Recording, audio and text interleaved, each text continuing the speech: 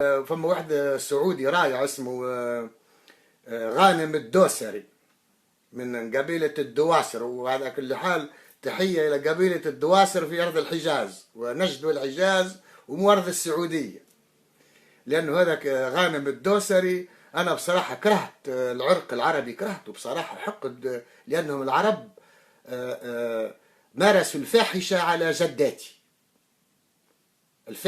الفاحشة يعني اغتصاب واستعباد، فاحشة المطلق على جداتي.